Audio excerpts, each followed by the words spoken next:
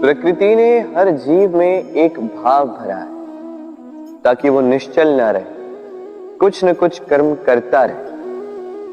और वो भाव है भूख। संसार में हर जीव, हर पशु पक्षी प्राणी परिश्रम करता रहता है अपनी इस भूख को मिटाने के लिए। परंतु क्या अन्य जीवों की भांति मनुष्य की भूख भी पेट तक ही सीमित रहती? तन की भूख मिटाते मिटाते कब ये भूख मन और माया की तृष्णा में बदल जाती है पता ही नहीं चलता। और अधिकतर ये तृष्णा धन संग्रहित करने तक ही रह जाती। अपना जीवन जीना छोड़कर किसके लिए ये धन संग्रहित कर रहे हैं? आने वाली पीढ़ी के लिए। बड़ी विचित्र बात है। अपना जीवन जीना छोड़कर धन संग्रहित करते करते अपने जीवन का सुख भी मिटा रहे हैं और आने वाली पीढ़ी को कर्म करने से भी बाधित कर। पूत कपूत तो क्यों धन संचय, पूत सपूत तो क्यों धन संचय। अपनी संतान को संस्कार दीजिए, धन नहीं। यदि संतान संस्कारी हो तो अपना स्वयं का एक संसार बना ली। यदि असंस्कारी हो तो आपका बना बनाया संसार यूं ही नष्ट कर दे। इसलिए जीवन में यदि कुछ संचय करना है तो ज्ञान संचय कीजिए, प्रेम संचय कीजिए और मेरे साथ प्रेम से कहिए राधे राधे। जीवन को रथ कहा जाता है, किंतु क्यों? अब आप कहेंगे कि इसलिए क्योंकि जीवन भी रथ की ही भांति चलता रहता है। किंतु कभी आपने इस रथ को समझने का प्रयास किया? रथ में आगे अश्व होते हैं और पीछे पहिए। ये अश्व आपके कर्म और ये पहिए कर्मफल। ये अश्व जहां जाते हैं ये पहिए उसी के पीछे पीछे आते हैं। यदि आपके अश्व यानी आपके कर्म शुभ सरल मार्ग पर चले तो आपकी यात्रा आनंदमयी होगी। यदि दुष्कर्म के बुरे पथ पर चले तो आपकी यात्रा गड्ढों और झटकों से युक्त होगी। अब चयन आपका है, आप क्या चाहते हैं? आपकी यात्रा आनंदमयी हो या पीड़ादायी? अपने कर्मों के अश्वों को नियंत्रण में रखें। फल का पहिया सदैव आपको मधुर रास ही देगा। राधे राधे।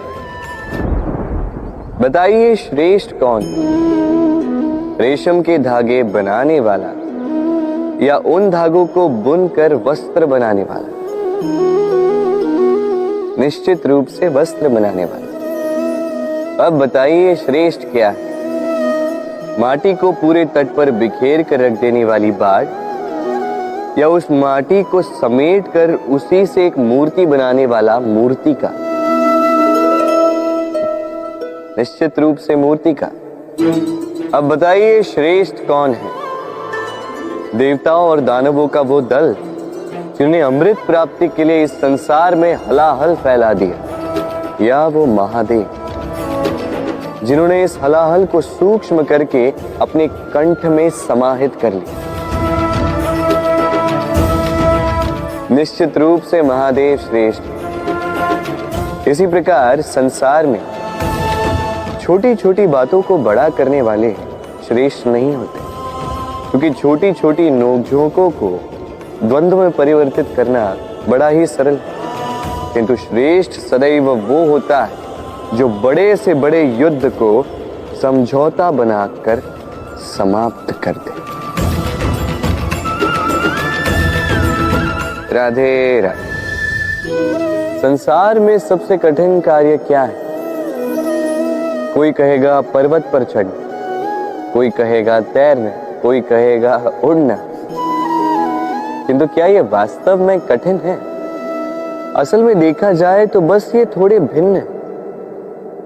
जो कर्म हमारे लिए करना थोड़े भिन्न हो हम उसे कठिन समझ लेते, जैसे तैरने की कला भिन्न है।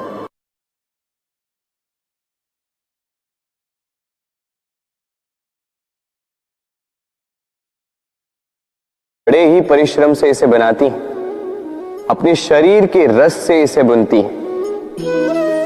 क्या आप इसका उद्देश्य जानते हैं? आखिर मकड़ी इन जालों में नन्ही कीटों को फंसाकर उन्हें अपना भोजन बना लेती है। और क्या आप ये बात जानते हैं कि एक दिन मकड़ी इन्हीं जालों में फंसकर मृत्यु को प्राप्त हो जाती है? बताइए क्या करते हैं आप इन जालों के साथ? दिखते ही हटा देते हैं इनका अस्तित्व, है ना? दूसरी ओर चिड़िया का घोंसला। चिड़िया भी बड़े परिश्रम से इसे बनाती है, किंतु यदि चिड़िया इसे छोड़कर चली भी जाए उसके पश्चात भी लोग इसका विनाश नहीं करते। कारण क्या? कारण यह है कि इसका निर्माण जीवन के संचयन के लिए किया गया था, आखेट के लिए नहीं। स्मरण रखिएगा, जीवन में आपका परिश्रम कितना भी अधिक हो, यदि आपका लक्ष्य शुभ ना हो तो आपको भी विनाश पाना ही होगा। तो सृजन करते रहिए और मगन होकर कहिए राधे राधे।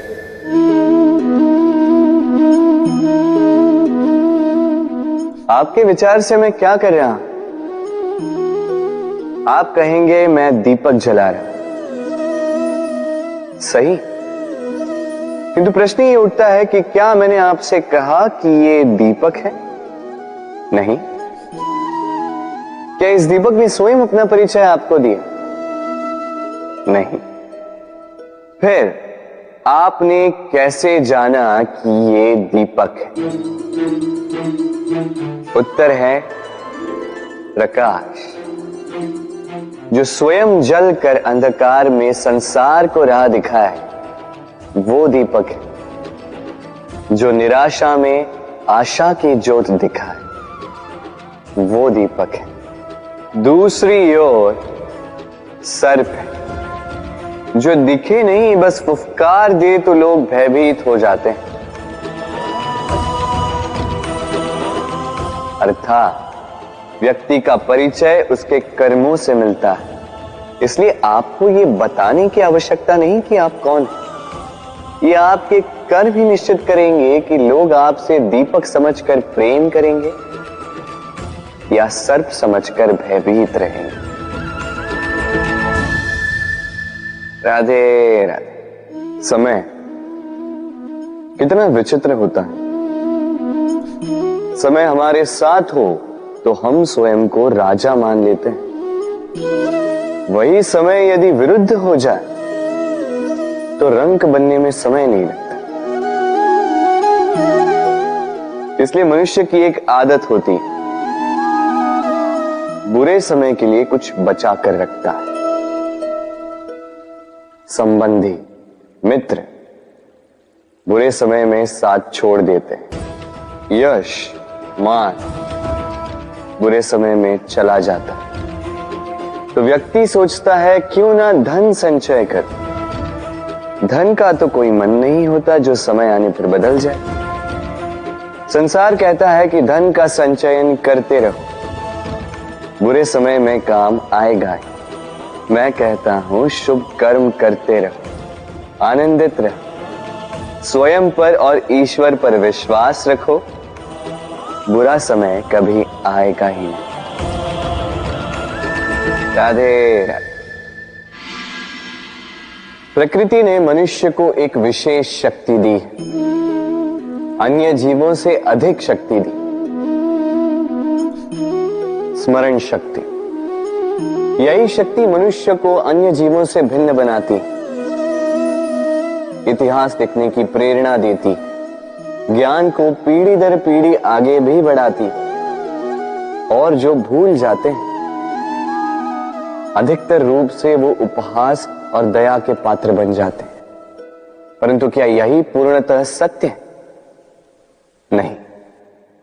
यही स्मरण शक्ति मनुष्य के विकास में सबसे बड़ी बाधा भी बन जाती, उसके चित्त को दूषित कर देती। बुरे अनुभव, किसी का दिया गया धोखा, किसी का किया गया कटाक्ष मनुष्य भुला नहीं पाता और फिर लग जाता है प्रतिकार में। पहले समय नष्ट करता है प्रतिकार की तैयारी में, फिर समय नष्ट करता है प्रतिकार का अवसर ढूंढने में।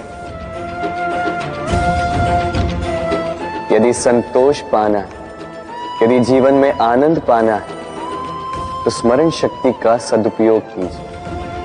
अपनी स्मरण शक्ति को केंद्रित कीजिए केवल अच्छी बातों और अच्छी यादों की ओर। जीवन में प्रसन्नता आए। राधे राधे। मनुष्य अपने परिवार के लिए क्या कुछ नहीं करता, दिन रात परिश्रम करता है ताकि अपने परिवार की आवश्यकता पूर्ति के लिए धन कमा सके। परंतु क्या केवल धन कमाना पर्याप्त है? आप कहेंगे हाँ, क्यों नहीं। धन से सब कुछ मिलता है, विद्या मिलती है, घर मिलता है, औषधि मिलती है, क्या कुछ नहीं मिलता। ये सब एक सीमा तक ठीक, किंतु तनिक मन से सोच के देखिए, जब बालक रोगी होता है तो वो उस कड़वी औषधि को क्यों पी लेता? इसलिए क्योंकि उसके पिता ने उस औषधि को धन से खरीदा? नहीं, बल्कि इसलिए क्योंकि उसके सामने खड़ा उसका पिता, उसे उन पर विश्वास है। विश्वास है कि वो उसे कुछ नहीं होने देंगे। ये विश्वास, ये संस्कार, ये सीख कभी धन से नहीं मिलती। ये मिलती है उस समय से जो माता पिता ने अपने संतान के साथ बिताया। इसलिए जीवन में धन अवश्य कमाई, किंतु अपने परिवार को भी समय दीजिए, प्रसन्नता मिलेगी। राधे राधे। मुझे बताइए, इस दीवार को तोड़ने का क्या लाभ है? यदि किसी संबंध में संदेह घर कर लेता है तो आए दिन शत्रुता की स्थिति बनी रहती है। कल कोई और कारण बन सकता है इस दीवार के पुनः बनने का। तो क्या पुनः इस दीवार को बनाएंगे काका? संबंध की पवित्रता वैसी होनी चाहिए जैसे एक माता और संतान के प्रेम में होती है, निश्चल, निर्दोष। कि बात केवल रूठने मनाने तक ही सीमित रहे।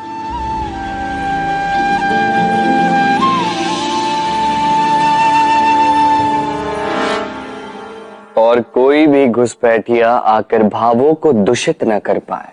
ना कोई वस्तु, ना कोई परिस्थिति, ना कोई व्यक्ति, कोई उन्हें अलग न कर पाए काका। सोचिए, यदि ये दीवार पुनः बननी है तो इसे तोड़ा ही क्यों जाए? यदि मन में एक अटूट संबंध स्थापित करने का दृढ़ निश्चय ही ना हो तो क्यों तोड़े इस दीवार को? बताइए, है विश्वास, है अटूट विश्वास कि ये संबंध कभी ना टूटेगा? यदि है तो तोड़ दीजिए इस दीवार को, अन्यथा पति पत्नी का संबंध सबसे बड़ा संबंध माना जाता है और है भी। सप्तपदी लेकर 7 जन्मों तक दोनों एक दूसरे के साथ जुड़ जाते हैं, एक दूसरे के अर्धांग बन जाते हैं। अर्धांग अर्थात अर्ध अंग। क्या इसका महत्व आप समझ पा रहे हैं? अपना समस्त जीवन किसी के साथ बांटना। किंतु क्या संसार के सारे पति पत्नी एक दूसरे के साथ अपना समस्त जीवन बांट सकते हैं? क्या इसमें सभी सक्षम रह पाए हैं?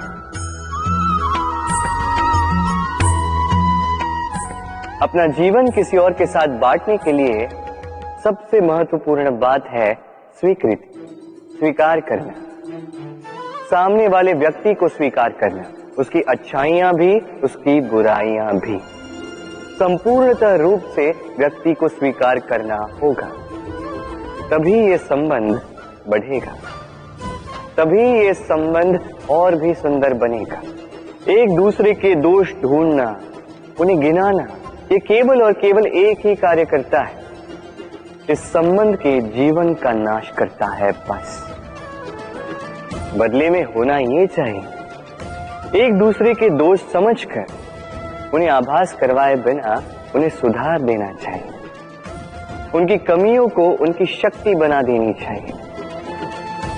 यही तो होता है दाम्पत्य, यही होता है बुराइयों का दमन, और यही होता है गुणों का उदय।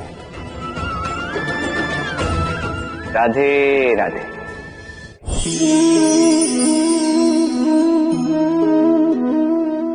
कंकड़ इतना छोटा सा कि उंगली पर आ जाए, किंतु सोचिए यदि यही कंकड़ आंख में लग जाए तो कितनी बड़ी समस्या बन जाता है। अब सोचिए ये कंकड़ आपके मार्ग में है, आप पादुकाएं पहनकर बड़ी सरलता से आगे निकल जा सकते हैं, किंतु यदि यही कंकड़ आपके पांव और पादुकाओं के बीच फंस जाए तो आप ठीक से चल नहीं पाएंगे, भले ही वो मार्ग पुष्पों से भरा क्यों ना हो। अर्थात आप बाहर की समस्याओं से, उन चुनौतियों से लड़ सकते हैं, भीतर की नहीं। भीतर की समस्याओं से लड़ना अत्यंत कठिन होता है, इसलिए सर्वप्रथम आप भीतर से शक्तिशाली हो जाइए, भीतर से पूर्ण हो जाइए, फिर आप इस संसार के समस्त समस्याओं और चुनौतियों से लड़ सकते हैं, आप विजयी हो सकते हैं। राधे राधे। प्रेम,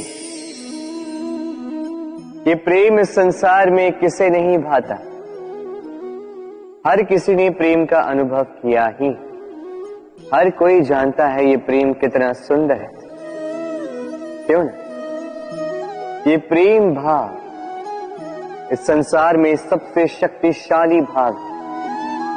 अब हर शक्ति के साथ आते हैं कुछ उत्तरदायित्व। अब जैसे ही ये उत्तरदायित्व तो हमारे जीवन में आते हैं, हम सर्वप्रथम प्रेम को भूल जाते हैं, फिर हमें ये प्रेम, ये बोझ लगने लगता है।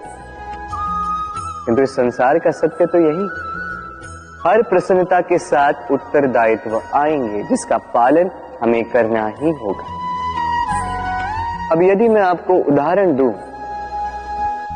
आपके बगीचे में आप चाहते हैं कि एक सुंदर सा पुष्पों से भरा हुआ वृक्ष आए, तो सर्वप्रथम उसके लिए आपको जल और धूप का आयोजन करना होगा, उसके जड़ों पर दीमक ना लगे ये आपको सुनिश्चित करना होगा, उसके आसपास उगी खरपतवार वो आपको हटानी होगी, उसी के पश्चात तो आपके उस बगीचे में वो सुंदर पुष्पों से भरा वृक्ष आएगा। क्यों? इसी प्रकार होता है प्रेम भी। सर्वप्रथम आपको इसमें समर्पण का खाद जल डालना होगा, अविश्वास और संदेह, इसकी खरपतवार आपको हटानी होगी, और विश्वास की ये जड़ें कभी ना दुर्बल पड़े ये आपको सुनिश्चित करना होगा। उसी के पश्चात प्रेम का वास्तविक सुख आप अनुभव कर पाएंगे। राधे राधे।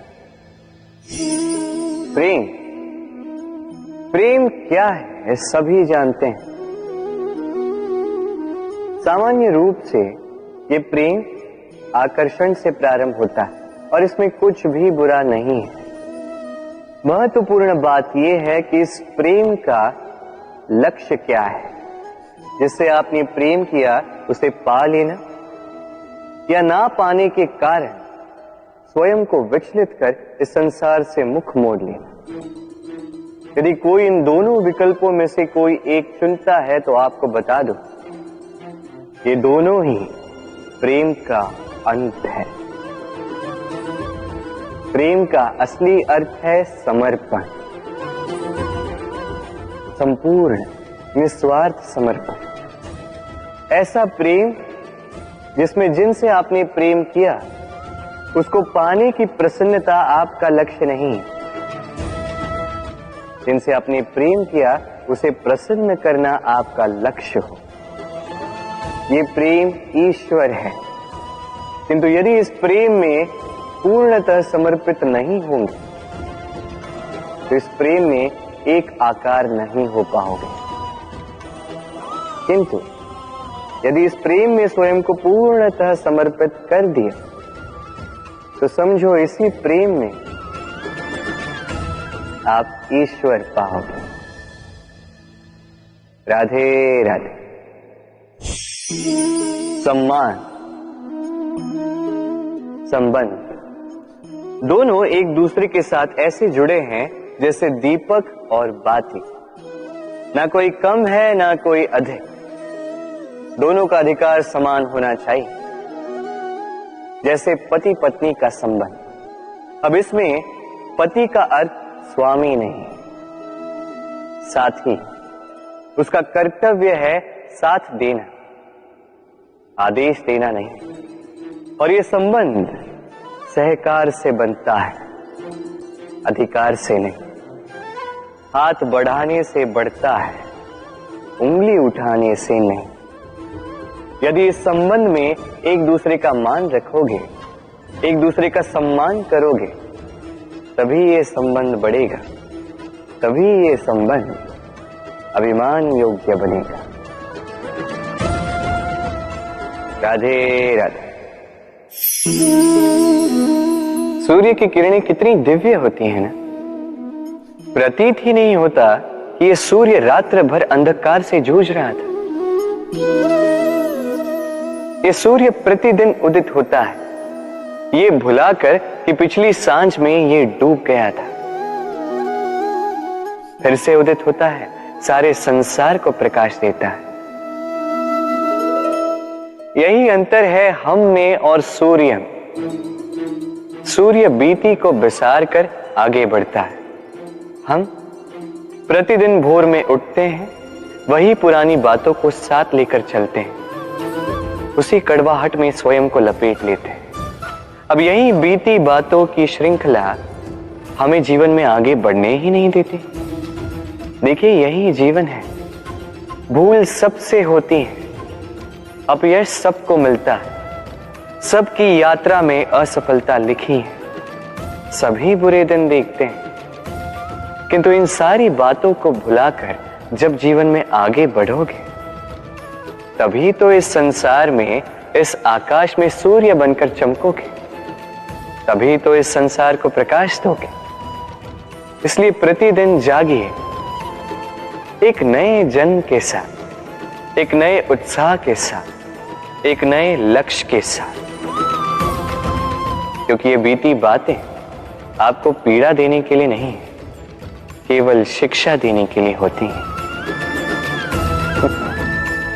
राधे राधे। नवरात्रि का पर्व आरंभ हो चुका है और ये पर्व अत्यंत भव्य है, क्योंकि ये पर्व जगत माता से जुड़ा है।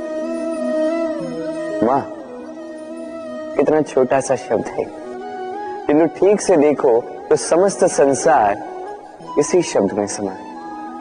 मां जो अपनी संतान के लिए हर संभव प्रयास करती है, कुछ भी करने के लिए सज्ज रहती है। मां जिसका सबसे बड़ा गुण निश्चलता, मन में ना कोई पूर्वाग्रह, ना कोई भेदभाव, ना कोई छल कपट, और इतनी भोली होती है मां। संतान भले ही झूठा रो दे, मां को लगता है कि कदाचित वास्तव में भूख लगी होगी।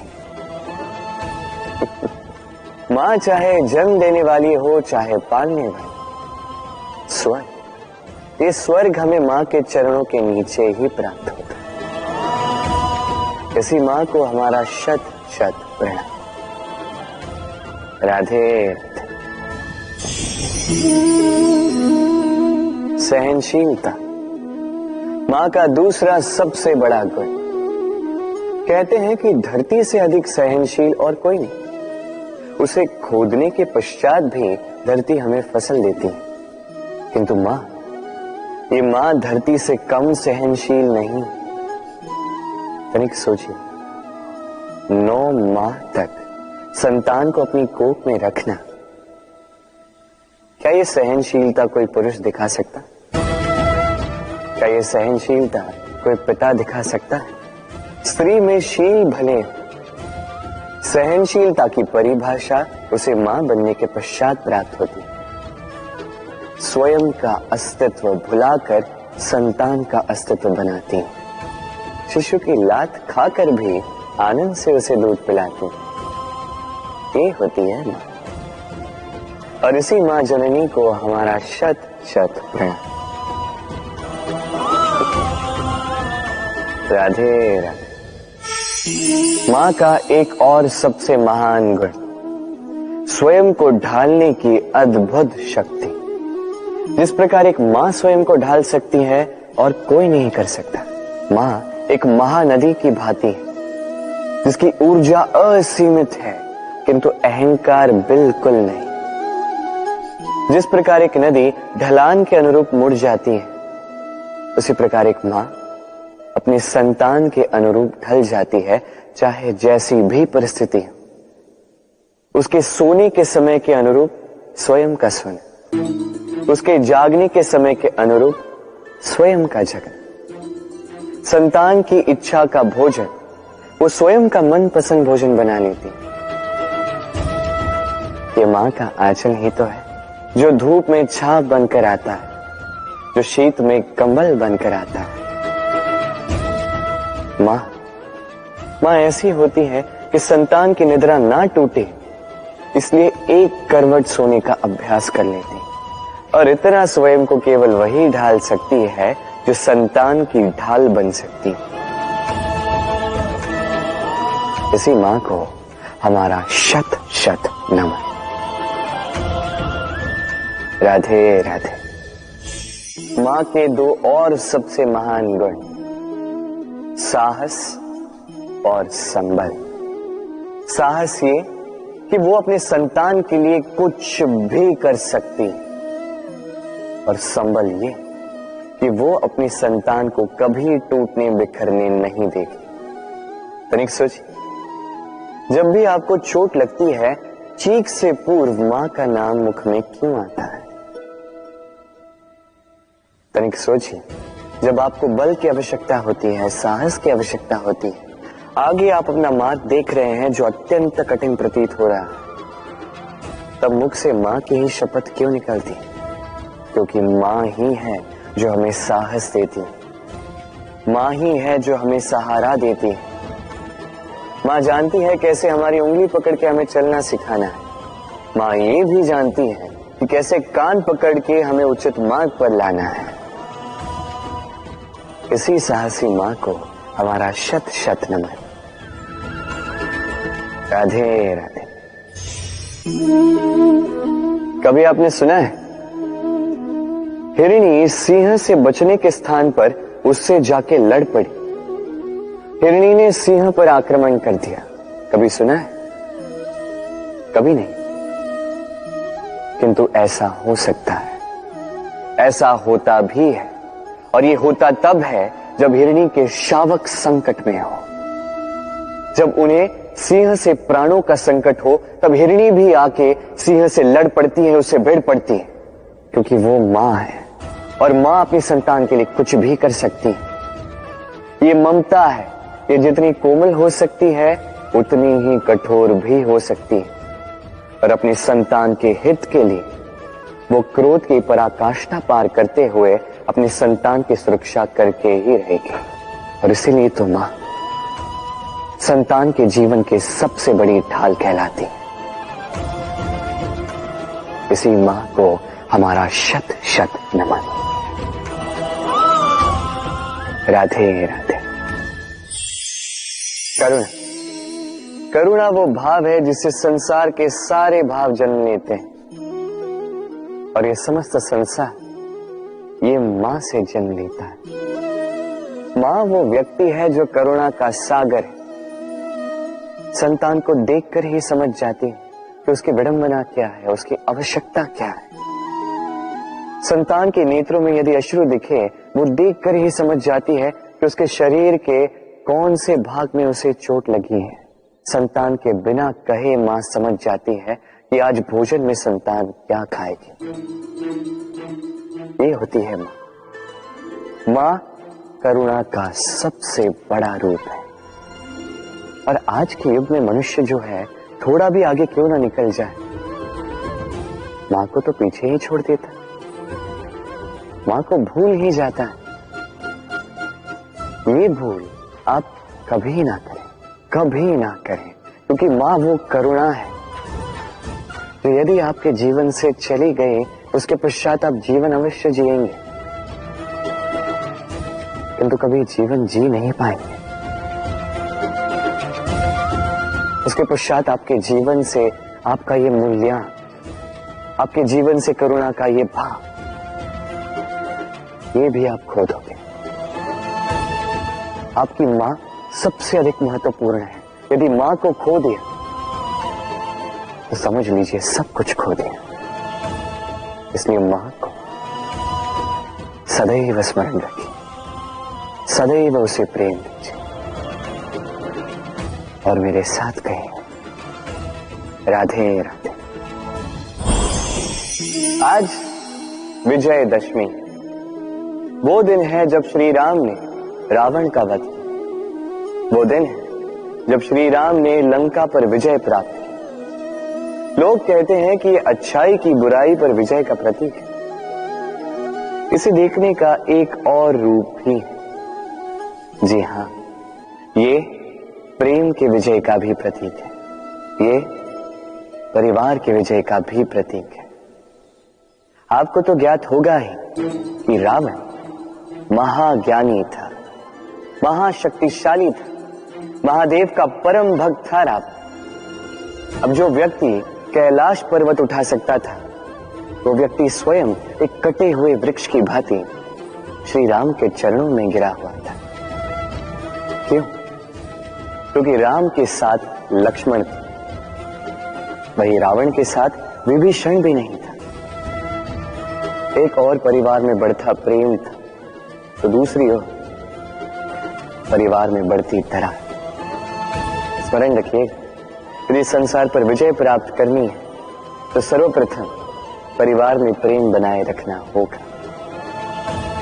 परिवार में केवल प्रेम बढ़ाइए, द्वेष कभी नहीं। आप सदैव सुखी रहेंगे और जीवन की हर बाधा पर आप विजय प्राप्त करेंगे। राधे राधे। देखिए, कल जो आने वाला है उसके लिए आज को व्यर्थ करना अनुचित है। हमें इस प्रकृति से यही सोच, यही सीख पानी चाहिए। आज का ये क्षण ये कल नहीं आएगा, और कल जो क्षण आने वाला है वो आज को किसी भी प्रकार से प्रभावित नहीं करता। बस इसी सीख को ध्यान में रखते हुए आप सभी निश्चिंत रहिए। जीवन क्या है? ये जीवन हम जन्म लेते हैं, बड़े होते हैं, हमारे माँ बाप हमें पालते हैं, फिर उनके धन से हमारा बालपन बीतता, फिर हम बड़े होते हैं, हम विवाह कर लेते हैं, हमारी संतानें होती हैं, हम उनको पालते हैं, फिर हम वृद्ध हो जाते हैं और एक दिन इस संसार से चले जाते हैं। क्या यही जीवन है? आता होगा ये प्रश्न मन में कई बार, है ना? अब तनिक जल की यात्रा देखिए। सागर से भाप बनकर उठता है, मेघ बनकर बरसता है, फिर नदी बनकर पुनः सागर में समावेश करता है। तो कभी ये प्रश्न नहीं करता कि उसका जीवन क्या है, उसका उद्देश्य क्या है। हर भाव जीता है और दूसरों के लिए जितना बन सके देता जाता। जब सागर में होता है तो असंख्य जल जीवों को जीवन देता है। जब सागर से भाप बनकर मेघ बनता है तो किसानों को आशा देता है कि फसल पुनः उपजेगी। जब वर्षा बनकर बरसता है तो इस सूखी प्यासी धरा को सींचता है, और जब नदी में होता है तो किनारों पर वनस्पतियों को जन्म देता है। तो सोचिए, क्या जल कभी ये सोचता होगा कि उसका जीवन क्या है, उसके जीवन का उद्देश्य क्या है? वो बस अपना धर्म करता जाता और जितना हो सके सबको आनंद देता जाता। इसलिए जीवन में कभी ये प्रश्न मत कीजिएगा कि ये जीवन क्या है, इस जीवन का उद्देश्य क्या है। बस इस जीवन को जिए और जितना हो सके उतना सबको आनंद दे। मन प्रसन्न होकर बोलेगा राधे राधे। कभी वर्षा के कारण बने कीचड़ से होकर आप अपने घर गए? पादुका पहनने के कारण आप उस कीचड़ से तो बच जाते, किंतु उन पादुकाओं द्वारा उड़ने वाली कीचड़ की बूंदें आपके वस्त्रों को मैला कर ही देती। किंतु फिर भी उन बूंदों से आपके वस्त्र मैले हो जाएंगे, इस कारण से आप पादुका पहनना तो नहीं छोड़ते। इसी प्रकार जीवन में कुछ ऐसे लोग भी आते हैं पादुका की भांति, जो आपको कीचड़ से तो बचा लेते हैं, किंतु वस्त्र रूपी आपके मन पर शंका के दाग लगा ही जाते हैं। इन लोगों के कारण से मन को खिन्न करने की आवश्यकता नहीं है।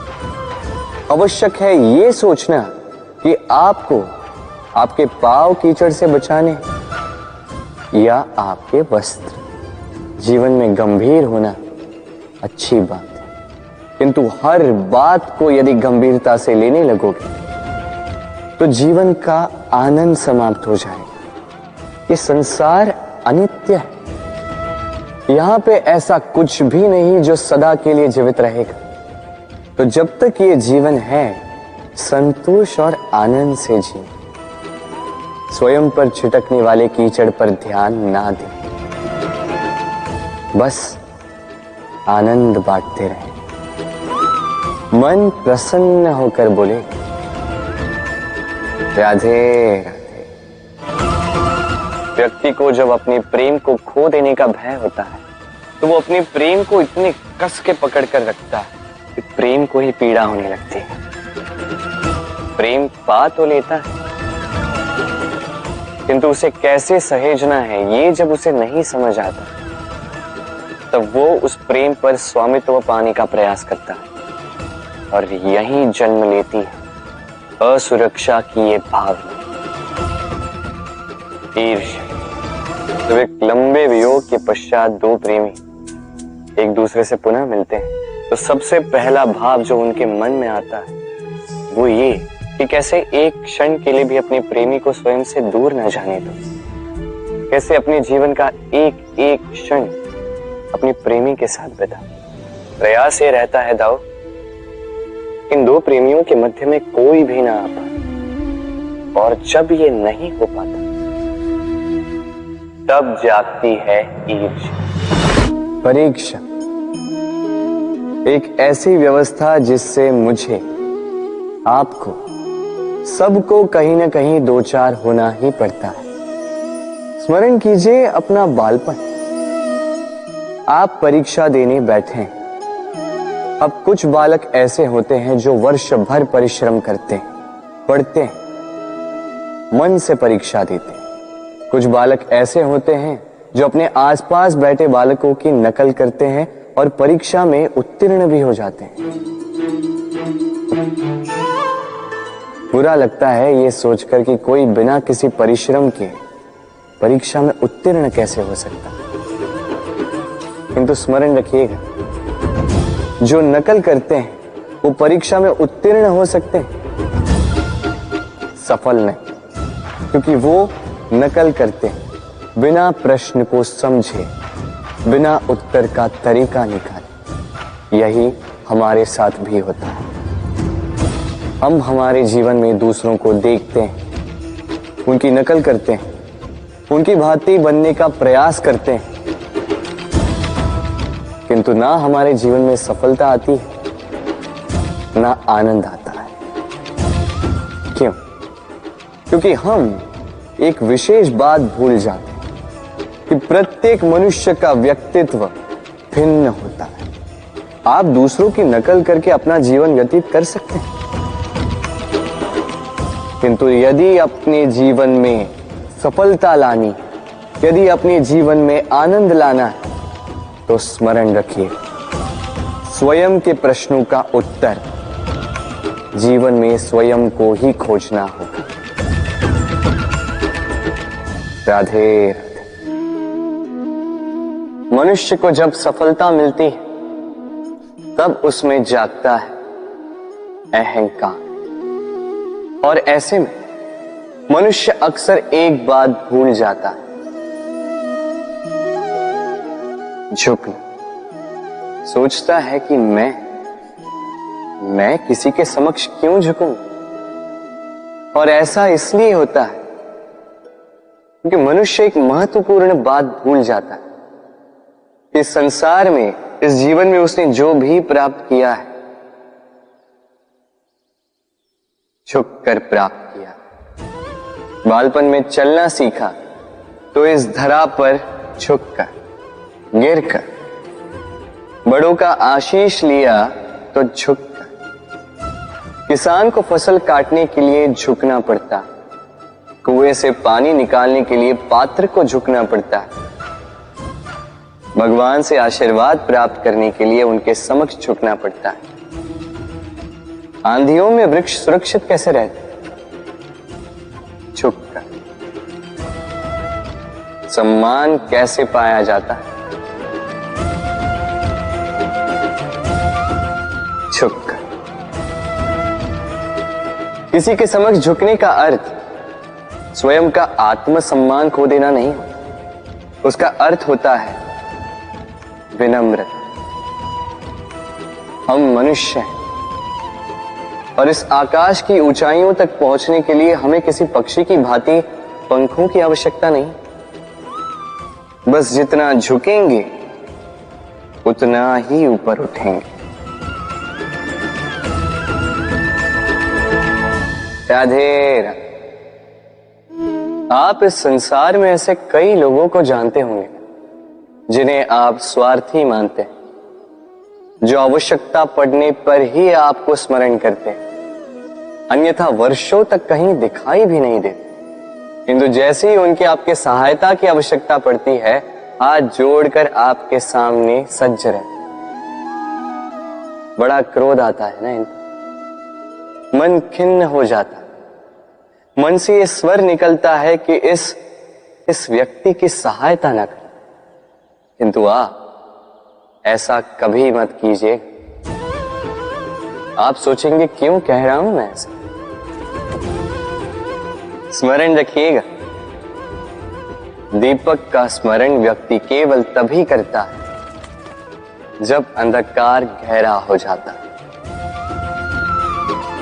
उसे स्वार्थी मानकर स्वयं व्याकुल ना हो, स्वयं को दीपक मानकर आनंदित होइए। भाग्यवान समझिए खुद को कि किसी को आवश्यकता पड़ने पर आपकी याद आए कि आप इस संसार में किसी की सहायता करने योग्य हैं। इस जीवन में किसी के स्वार्थी होने से स्वयं का दृष्टिकोण न बदले, बस ये दृष्टि रखिए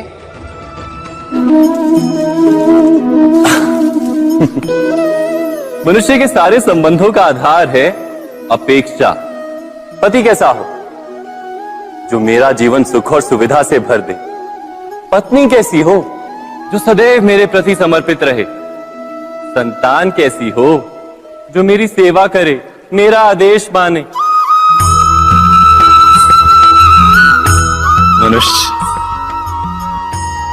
मनुष्य उसी को प्रेम भी कर पाता है जो उसकी अपेक्षा पूर्ण करता है, और अपेक्षा की तो नियति है भंग होना। कैसे? क्योंकि अपेक्षा मनुष्य के मस्तिष्क में जन्म लेती है। कोई अन्य व्यक्ति उसकी अपेक्षाओं के बारे में जान ही नहीं पाता।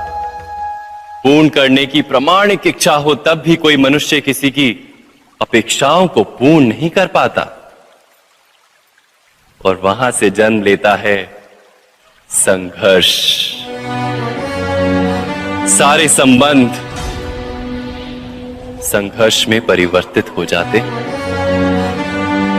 पर मनुष्य अपेक्षा को संबंध का आधार ना बनाए और स्वीकार करे केवल संबंध का आधार, तो क्या ये जीवन स्वयमेव सुख और शांति से नहीं भर जाएगा?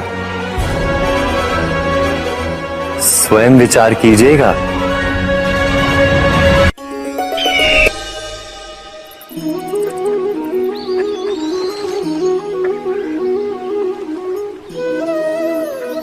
समय के आरंभ से ही मनुष्य को एक प्रश्न सदा पीड़ा देता है कि वो अपने संबंधों में अधिकतम सुख और कम से कम दुख किस प्रकार प्राप्त कर सकता है।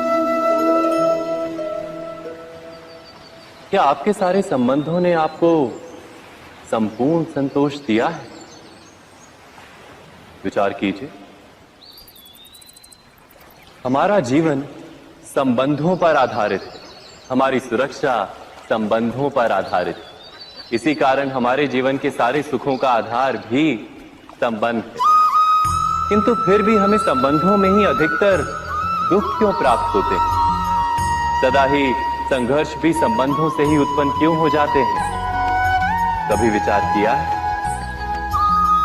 जब कोई व्यक्ति किसी अन्य व्यक्ति के विचार अथवा कार्य को स्वीकार नहीं करता, उसमें परिवर्तन करने का प्रयत्न करता है, तो संघर्ष जन्म लेता है। अर्थात जितना अधिक अस्वीकार उतना ही अधिक संघर्ष, और जितना अधिक स्वीकार उतना ही अधिक सुख। क्या ये वास्तविकता नहीं? यदि मनुष्य स्वयं अपनी अपेक्षाओं पर अंकुश रखे, अपने विचारों को परखे, किसी अन्य व्यक्ति में परिवर्तन करने का प्रयत्न ना कर स्वयं अपने भीतर परिवर्तन करने का प्रयास करे, तो क्या संबंधों में संतोष प्राप्त करना इतना कठिन? अर्थात क्या स्वीकार ही संबंध का वास्तविक अर्थ नहीं?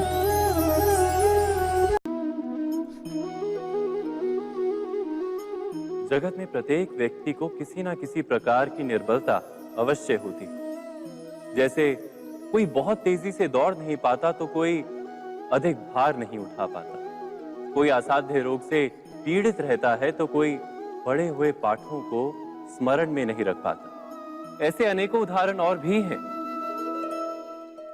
क्या आप किसी ऐसे व्यक्ति को जानते हैं जिसे सब कुछ प्राप्त हो और हम जीवन की उस एक निर्बलता को जीवन का केंद्र मानकर जीते हैं? इस कारणवश हृदय में दुख और असंतोष रहता है सदा।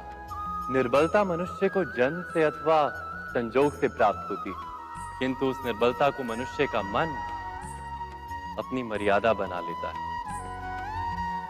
किंतु कुछ व्यक्ति ऐसे भी होते हैं जो अपने पुरुषार्थ और श्रम से उस निर्बलता को पराजित कर देते हैं।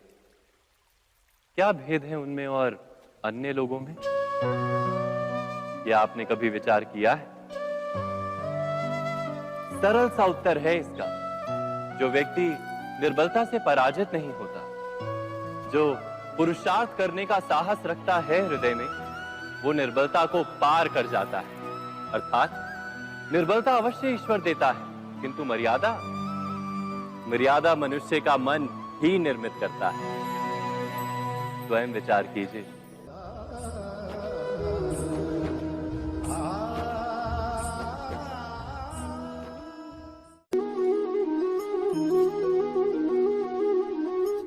भविष्य का दूसरा नाम है संघर्ष। हृदय में आज इच्छा होती है और यदि पूर्ण नहीं हो पाती तो हृदय भविष्य की योजना बनाता है। भविष्य में इच्छा पूर्ण होगी ऐसी कल्पना करता रहता है, किंतु जीवन ना तो भविष्य में है ना अतीत में। जीवन तो इस क्षण का नाम, अर्थात इस क्षण का अनुभव ही जीवन का अनुभव। पर हम ये जानते हुए भी इतना सा सत्य समझ नहीं पाते। या तो हम बीते हुए समय के स्मरणों को घेर कर बैठे रहते हैं, या फिर आने वाले समय के लिए हम योजनाएं बनाते रहते हैं, और जीवन जीवन बीत जाता है। एक सत्य यदि हम हृदय में उतार लें कि ना हम भविष्य देख सकते हैं ना ही भविष्य निर्मित कर सकते। हम तो केवल धैर्य और साहस के साथ भविष्य को आलिंगन दे सकते, स्वागत कर सकते हैं भविष्य का। तो क्या जीवन का हर पल जीवन से नहीं भर जाएगा? स्वयं विचार कीजिए।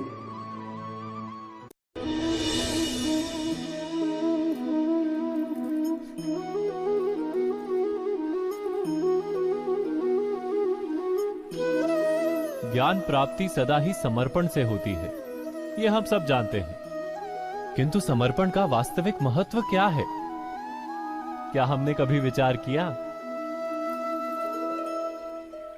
मनुष्य का मन सदा ही ज्ञान प्राप्ति में विभिन्न बाधाओं को उत्पन्न करता है। कभी किसी अन्य विद्यार्थी से ईर्ष्या हो जाती है, कभी पढ़ाए हुए पाठों पर संदेह जन्मता है और कभी गुरु द्वारा दिया गया दंड मन को अहंकार से भर देता है। नहीं, क्या ऐसा नहीं होता? न जाने कैसे कैसे विचार मन को भटकाते हैं और मन की इसी अयोग्य स्थिति के कारण हम ज्ञान प्राप्त नहीं कर पाते। मन की योग्य स्थिति केवल समर्पण से निर्मित होती है। समर्पण मनुष्य के अहंकार का नाश करता है, ईर्ष्या, महत्वाकांक्षा आदि भावनाओं को दूर कर हृदय को शांत करता है और मन को एकाग्र करता है। वास्तव में ईश्वर की सृष्टि में ना ज्ञान की मर्यादा है, ना ज्ञानियों की। गुरु दत्तात्रेय ने तो गाय और श्वान से भी ज्ञान प्राप्त कर लिया था। अर्थात विषय ब्रह्म ज्ञान का हो या जीवन के ज्ञान का या गुरुकुल में प्राप्त होने वाले ज्ञान का, उसकी प्राप्ति के लिए गुरु से अधिक महत्व है उस गुरु के प्रति हमारा समर्पण। क्या यह सत्य नहीं?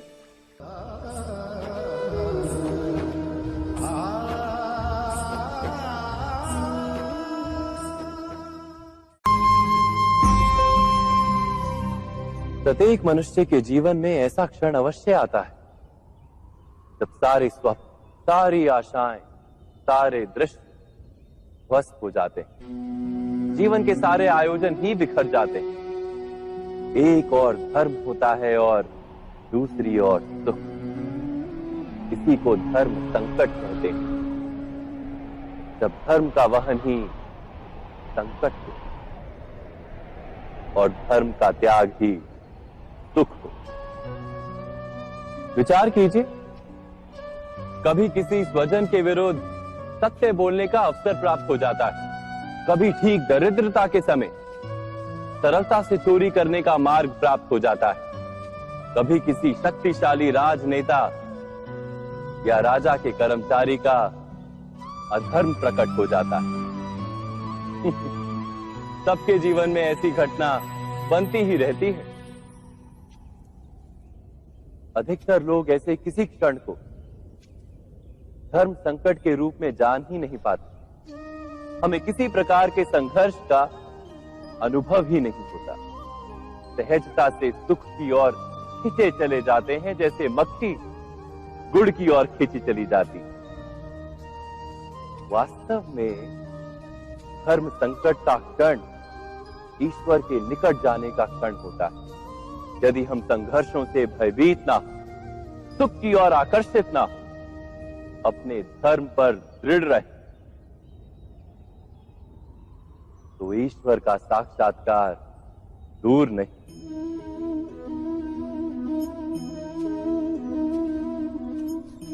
पवन से युद्ध करने वाला पत्ता यदि पेड़ से गिरता है तो भी आकाश की ओर उठता है।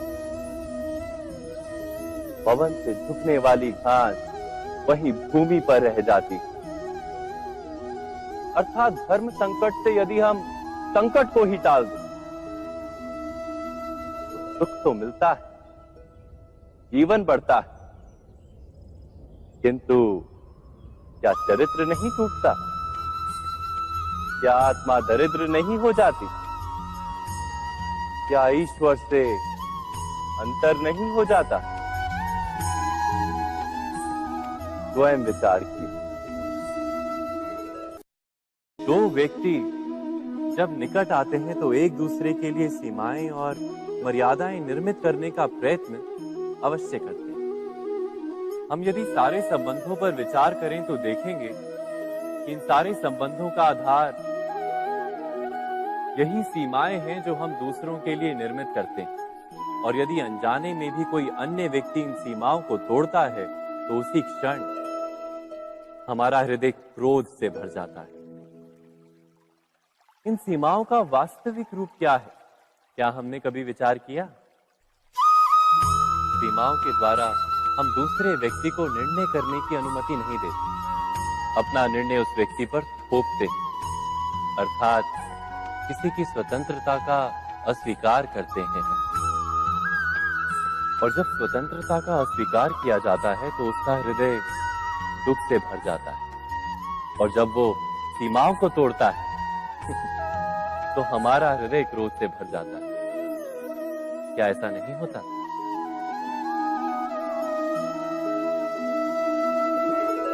पर यदि एक दूसरे की स्वतंत्रता का सम्मान किया जाए तो किसी मर्यादाओं या सीमाओं की आवश्यकता ही नहीं होती। अर्थात जिस प्रकार स्वीकार किसी संबंध का देह है, क्या वैसे ही स्वतंत्रता किसी संबंध की आत्मा नहीं? स्वयं विचार कीजिए। सबके जीवन में ऐसा प्रसंग अवश्य आता है कि सत्य कहने का निश्चय होता है हृदय में, किंतु मुख से सत्य निकल नहीं पाता। कोई भय मन को घेर लेता है। किसी घटना अथवा प्रसंग के बारे में बात करना या फिर स्वयं से कोई भूल हो जाए उसके बारे में कुछ बोलना, क्या ये सत्य है? नहीं, ये तो केवल तथ्य है। अर्थात जैसा हुआ था वैसा केवल बोल देना सामान्य सी बात है। किंतु कभी कभी उस तथ्य को बोलते हुए भी भय लगता है। कदाचित किसी दूसरे की भावनाओं का विचार आता है मन, दूसरे को दुख होगा ये भय भी शब्दों को रोकता है। तो ये सत्य क्या है? क्या हमने कभी विचार किया है? जब भय रहते हुए भी कोई तथ्य बोलता है तो वो सत्य कहलाता है। वास्तव में सत्य कुछ और नहीं, केवल निर्भयता का दूसरा नाम है। और निर्भय होने का कोई समय नहीं होता, क्योंकि निर्भयता आत्मा का स्वभाव है। अर्थात क्या प्रत्येक क्षण सत्य बोलने का क्षण नहीं होता?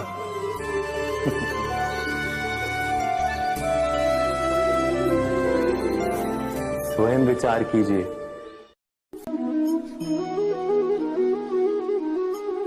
श्रेष्ठता का क्या अर्थ है? श्रेष्ठता का अर्थ है दूसरों से अधिक ज्ञान प्राप्त करना। अर्थात मूल्य इस बात का नहीं कि स्वयं कितना ज्ञान प्राप्त किया, मूल्य इस बात का है कि प्राप्त किया हुआ ज्ञान अन्य लोगों से कितना अधिक है। अर्थात श्रेष्ठता की इच्छा ज्ञान प्राप्ति को भी एक स्पर्धा बना देती है। और स्पर्धा में विजय अंतिम कब होती है?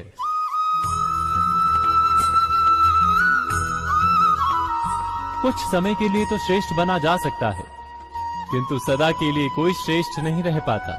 फिर वही असंतोष, पीड़ा और संघर्ष जन्म लेता है।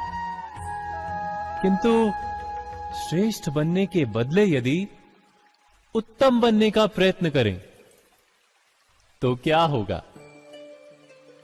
उत्तम का अर्थ है कि जितना प्राप्त करने योग्य है वो सब प्राप्त करना, किसी से अधिक पाने की इच्छा से नहीं, मात्र आत्मा की तृप्ति हेतु कुछ प्राप्त करना। उत्तम के मार्ग पर किसी अन्य से स्पर्धा नहीं होती, स्वयं अपने आप से स्पर्धा होती है। अर्थात उत्तम बनने का प्रयत्न करने वाले को देर अबेर सारा ज्ञान प्राप्त हो जाता है, बिना प्रयत्न के ही वो श्रेष्ठ बन जाता है। किंतु जो श्रेष्ठ बनने का प्रयत्न करता है वो श्रेष्ठ बने या ना बने, उत्तम कभी नहीं बन पाता।